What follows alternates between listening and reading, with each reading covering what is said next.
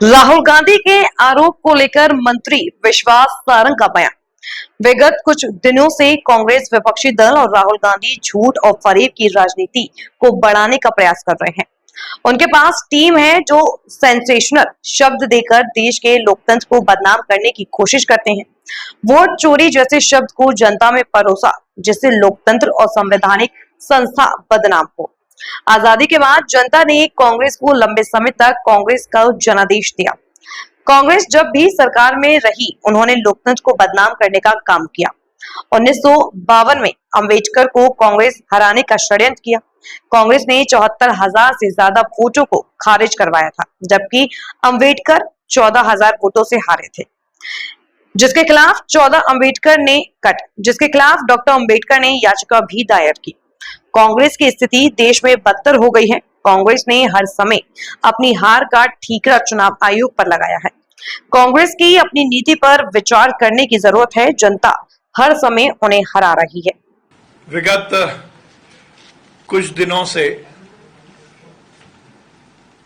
कांग्रेस विपक्षी दल और खासकर राहुल गांधी जी पुनः झूठ और फरेब की राजनीति को इस देश में बढ़ाने का प्रयास कर रहे हैं। उनके पास एक टीम है जो कि सेंसेशनल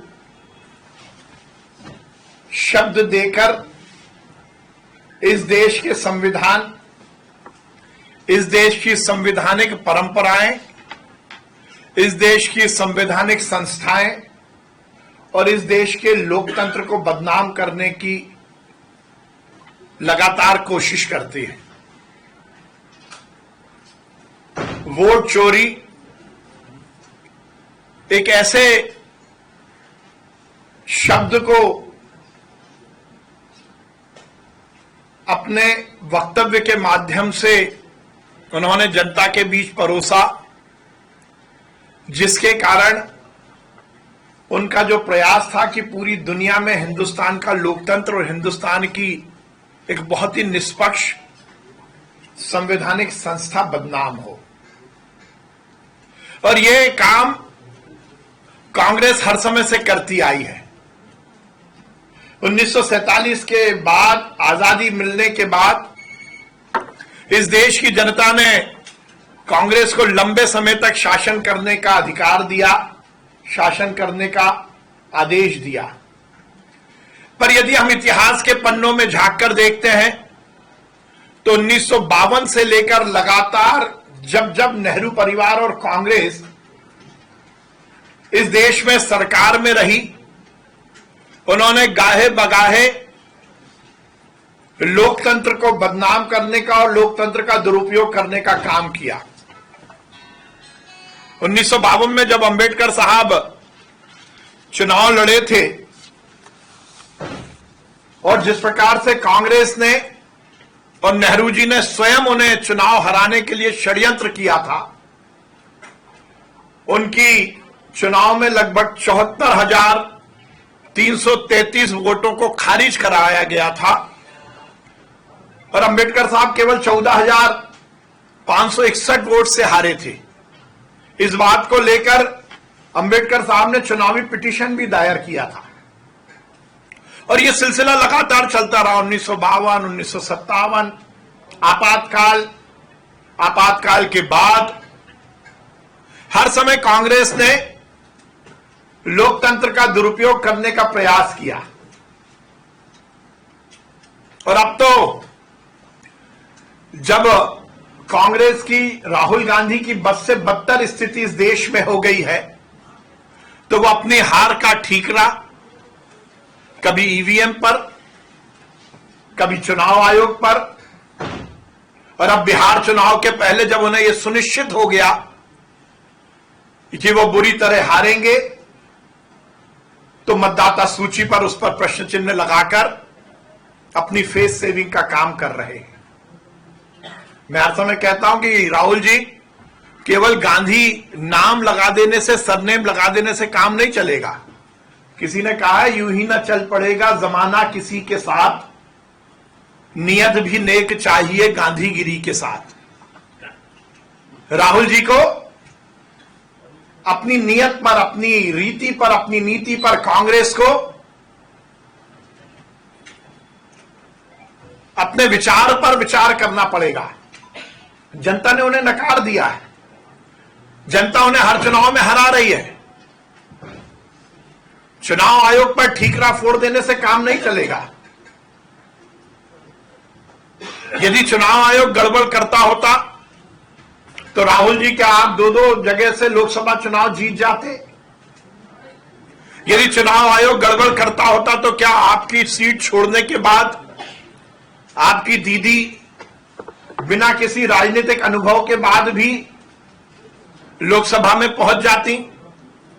क्या चुनाव आयोग गड़बड़ कर रहा होता तो बाकी जगह जहां आपकी सरकार बनी है वहां क्या सरकार बन पाती? और यदि सही मायने में तो राहुल गांधी और कांग्रेस के नेता जो इल्जाम लगा रहे हैं उसके बारे में हमें कुछ कहने का की जरूरत इसलिए नहीं पड़ती कि उसका खंडन तो कांग्रेस के कर्नाटक के सहकारिता मंत्री जी ने स्वयं कर दिया। और कांग्रेस की आंतरिक लोकतंत्र की कितनी बदहाल स्थिति है, यह इस बात का जीता जागता उदाहरण है कि कांग्रेस के यदि मंत्री, कर्नाटक के मंत्री ये कहते हैं कि सही मायने में तो हमारी सरकार ने, कांग्रेस की सरकार ने वोटर लिस्ट में गड़बड़ी की, तो उनको बर्खास्त किया जाता है, उनको अपनी सफाई देने का मौका भी नहीं मिल पाता। तो यदि राहुल गांधी वोट चोरी की बात करते हैं तो सबसे पहले यह इल्जाम तो उनके ही मंत्री जो कर्नाटक के सहकारिता मंत्री थे उन्होंने उन पर लगाया था, राजन्ना जी ने। मुझे लगता है कि राहुल गांधी जी और कांग्रेस के नेता केवल और केवल इस बात की सुपारी लेकर राजनीति कर रहे हैं कि उन्हें इस देश को बदनाम करना है। वो अर्बन नक्सलाइट जैसा काम कर रहे हैं। नक्सली आंदोलन का मूल यही होता है कि व्यवस्था के खिलाफ बिना किसी जानकारी के, बिना किसी तथ्य के असंतोष पैदा कराया जाए। और जिस प्रकार से राहुल गांधी जी झूठ फरेब की राजनीति कर रहे हैं, यह उसी का प्रयास है। आप लगातार चुनाव आयोग पर इल्जाम लगाते हैं, ईवीएम पर इल्जाम लगाते हैं, पर वो इल्जाम केवल प्रेस कॉन्फ्रेंस तक सीमित रहते हैं। आप उठाकर देखिए कि एक भी बार कांग्रेस ने आधिकारिक रूप में कोर्ट में या चुनाव आयोग के समक्ष जाकर अपनी आपत्ति दर्ज की हो। बिहार में एसआईआर चल रहा है, उसको लेकर भी केवल मीडिया के माध्यम से प्रश्न चिन्ह लगाना। सुप्रीम कोर्ट ने भी कहा यदि आपत्ति है तो आप आइए। चुनाव आयोग ने 2-2, 4-4, 5-5 बार बोला कि आपको आपत्ति है तो हमारे पास आकर बातचीत कीजिए। मध्य प्रदेश के बहुत सारे नेता, मैं नाम नहीं लेना चाहता, पर ईवीएम को लेकर, हैकिंग और उसको लेकर क्या क्या बात की, पर जब चुनाव आयोग ने बुलाया तो वो गायब हो गए, क्योंकि उनके पास तथ्य नहीं है। उनको लगता है कि 100 बार झूठ बोला जाएगा तो वो सच हो जाएगा, इस कहावत पर वो काम कर रहे हैं। पर राजनीति में, यथार्थ में ये नहीं होता, क्योंकि राहुल बाबा युवराज के नेतृत्व में कांग्रेस 90 बार चुनाव हार चुकी है। उन्हें लगता है कि आगे नेहरू परिवार के नेतृत्व को हमें यदि स्थायी रखना है तो हमें झूठ और फरेब की राजनीति को आगे बढ़ाना होगा। और जिस प्रकार से बिहार चुनाव में जनता ने पुनः मन बनाया है कि भाजपा जीतेगी, एनडीए जीतेगी, तो उन्हें लगता है कि उससे पहले फेस सेविंग के लिए हम इस तरह की बातें जनता के बीच उठाएं। हम हर समय कहते आए हैं कि हम लोकतांत्रिक व्यवस्था का पूरी तरह पालन करते हैं और इस देश के संविधान, इस देश की संवैधानिक हर व्यवस्था का हम दृढ़ता के साथ निर्वहन करते हैं। एक बात मैं और कहना चाहता हूं, आप इस बात पर जरूर गौर करेंगे जब जब इस देश के मान और सम्मान